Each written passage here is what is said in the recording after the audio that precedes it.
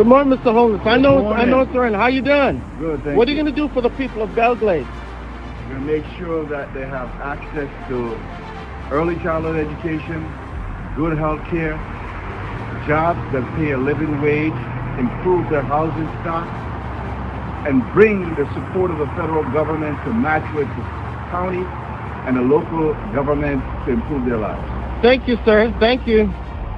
We mentioned the Coral Princess diverted to Port Miami because its home port, Port Everglades, refused it entry.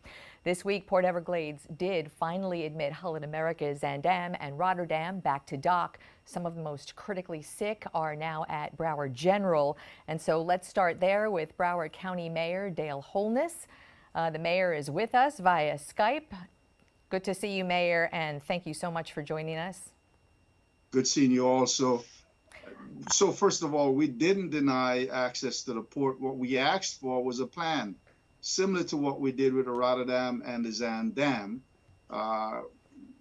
Carnival decided to submit their plans to Miami, and it was accepted. So we would have, if we had a proper plan that protects the people of Broward County from the spread of this coronavirus, more than likely allow them to dock. So, Mayor, it's the plan that you were waiting for. I mean, the cruise industry as a whole, critical to South Florida, really seems to be one of the epicenter questions now and going forward. There are still cruises with people aboard. What is the plan for a safe transmission of people that is both humanitarian and protective of the county? What we did with the Zaandam and Rotterdam did just that. It called for direct transportation from the seaport to the airport tarmac for those who needed to be flown out of South Florida, and that happened. All those passengers that were allowed to fly were flown out of South Florida.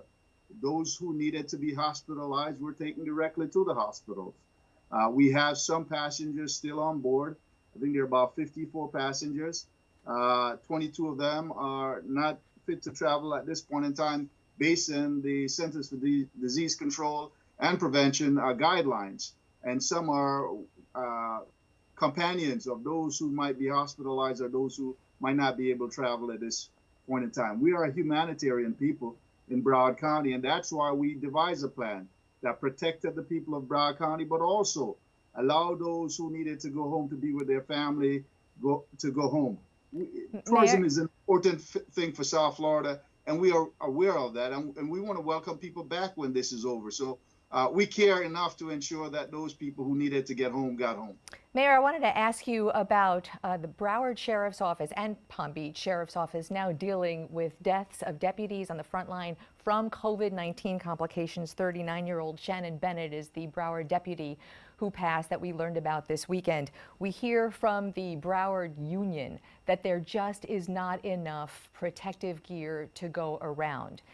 We're told by BSO they're doing the best they can to protect the deputies. What do you know, and how do we get protective gear to the people on the front lines? Is there enough, and if not, where is it going to come from? Let me offer my condolences to the family of Deputy Shannon Bennett and thank him and them for allowing him to serve our county. We're truly grateful for that. My conversation with Sheriff Tony over the last few weeks have indicated that he has enough supply and that his deputies are getting the supply.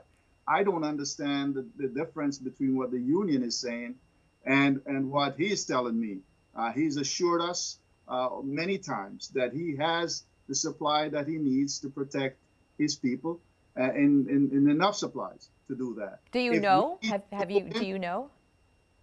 From what he's told me, he has enough, and we're prepared to back him up if need be with whatever we have. So I think we can safely say that he has the supplies that he needs in order to protect the deputies that are on the front line. I haven't heard from any other deputy, and I'm in touch with many of them, that there's any inadequacy there, that they're not getting the protection that they need. Well, that's good news, and we will absolutely follow up on that. Mayor Dale Holness, appreciate your time this morning. Thanks for being with us. Thank you.